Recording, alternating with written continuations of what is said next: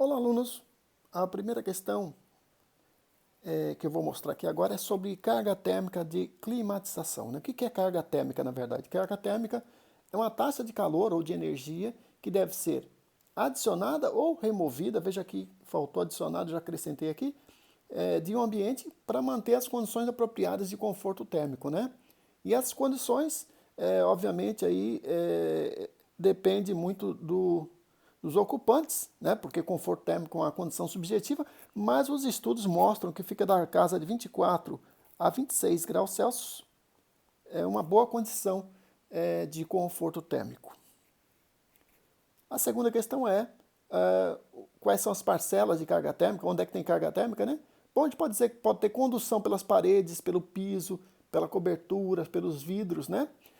A gente tem a carga térmica interna pelas pessoas que liberam calor sensível e latente. O sensível é pela temperatura da pele ser maior que a temperatura ambiente, e latente é porque as pessoas também estão suando, né, e liberam aí vapor d'água que adiciona ao vapor d'água já existente no ambiente. Tem que ser retirado pela máquina aí na unidade condensadora, né?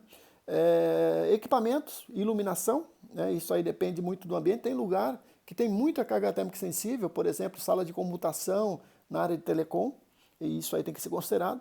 Insolação, né? Insolação ela é radiação, né? Ela atravessa superfícies transparentes, então por isso, obviamente quando eu falo na insolação, vejo que a parede, eu posso ter uma parede na sombra e posso ter uma parede ao sol. É diferente, a parede à sombra, ela tem menos transferência de calor do que uma parede ao sol. Então a insolação, ela pode atravessar as superfícies transparentes por meio de vidros e adentrar o ambiente, ou ela pode ser absorvida por meio das paredes, aumentando aí a diferença de temperatura entre o lado de dentro e de fora.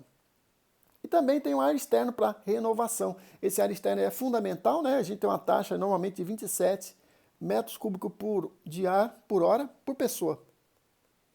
Então essa é uma taxa aí que a gente encontra aí nas normas, né, brasileiras, na legislação brasileira. Terceira questão, a questão do PMOC, né? O que é o PMOC? O PMOC foi estabelecido inicialmente pela portaria 3523/98, assinada pelo então ministro da Saúde, José Serra, logo depois da morte do ministro do governo Fernando Henrique Cardoso, que era o Sérgio Mota.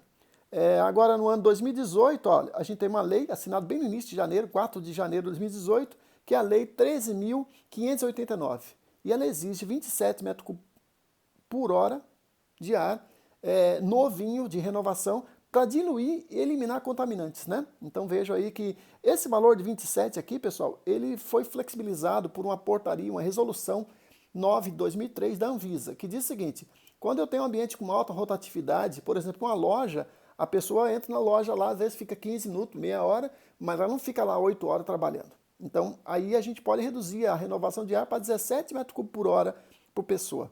Agora, se é um escritório, a pessoa trabalha o dia inteiro, um auditório, que a pessoa vai ficar bastante tempo lá, é 27, não tem jeito, porque tem que diluir contaminantes. Agora, a pessoa que entra numa loja 5 minutos, eu não posso considerar isso como ocupante daquele setor, né? Porque ela não fica o dia inteiro considerada no ambiente. Quarta questão aí, eu tenho um ambiente e eu tenho aí 4 paredes, né? A parede aqui, ó, tem essa parede aqui, essa parede aqui, essa parede aqui, e essa parede aqui. Vamos considerar então que a parede tenha 4 metros por 3 de altura aqui, ó. Essa primeira parede tem 12 metros quadrados de área, só que ela aparece aqui atrás também com 12 metros quadrados, do outro lado, né? E tem essa parede aqui, ó, que tem 5 metros de comprimento por 3 de altura, então 5 por 3 dá 15. Só que eu tenho que tirar os 2 metros quadrados aqui da janela. Então, nesse caso, eu tenho que somar tudo, ó, 12 mais 12, 24. 24 mais 15 desse lado aqui, 39. 39 mais 13 desse lado aqui, ó, dá 52 metros quadrados de paredes. Então, esse exercício é para lembrar que tem que calcular as áreas da superfície, quando a gente quer calcular a condução que penetra o ambiente, né? Mas tem que tirar também aí. Aqui eu só tirei a janela, mas poderia tirar aqui também uma outra porta que possa ter aí também, tá ok? Então aí é uma questão só de detalhar mais esse exercício. Quinta questão, imagine que eu tenho uma janela e ela tem área de 12 metros quadrados, ou 4 por 3, vamos supor aqui, ó, 4 metros por 3 metros de área superficial. Vidro, né? Então, pela nossa tabela ali da apostila, tem um fator 520 quando não tem cortina. Ou seja, a radiação vai penetrar direto. Então, eu multiplico os 12 por 520, eu tenho ali 6.240 quilocalorias por hora penetrando por essa janela. Então, a janelona dessa aí, ela traz muita carga térmica, principalmente se ela estiver virada para o oeste, que esse fator aí da insolação é para o oeste, aí na tarde. A gente sempre considera 3 da tarde como referência. Sexta questão, aí eu tenho uma janela agora de 5 vezes 2, 5 por 2 metros, que dá 10 metros quadrados. Tem cortinas agora, e a face oeste. Então, nesse caso, agora eu vou usar o fator 353. Então, agora vejo 10 vezes 353, dá 3.530 quilocalorias por hora. Próxima questão, a gente está agora analisando a questão da cobertura, né? Tem um ambiente que tem 10 metros de largura por 8 de comprimento aqui, ó. Então, a área de cobertura aí a gente considera aproximadamente 80 metros quadrados. Porque eu falo isso aproximadamente porque, na verdade, a gente tem o telhado assim, ó. Tem uma inclinação. A gente faz o cálculo aproximado, tá ok? De área projetada. Mas vocês observem que o telhado ele tem uma área diferente. Ele é um pouquinho diferente por causa dessa inclinação aqui, ó. Bom, a cobertura, então, área de 80 metros quadrados. Telha de barro mais laje, então fator 20. Significa que aqui eu tenho uma laje aqui de concreto, né? Embaixo ali. E a telha de barro é o telhado comum, é mais comum aí em muitas regiões do Brasil, né? E aí eu multiplico 80 por 20, dá 1.600 quilocalorias por hora. Assim calcula a carga térmica que está incidindo aí pelo telhado. Bom, para que a gente pode usar um brise, uma cortina interna? Para a gente reduzir a taxa de calor por radiação incidente na janela, né? Então, o bom também é a gente pode usar a cortina por dentro e também pode usar do lado de fora alguns elementos, como por exemplo um brise. Brise é essas proteções, essas platibanas, essas proteções que a gente vê aí de concreto ou plásticos aí, ou metal mesmo, do lado de fora aí da janela, né? Para evitar que o sol penetre direto. Então ele vai bater no brise e não vai entrar no ambiente. Também muita gente usa película, né? A gente pode usar uma película do lado de fora, né?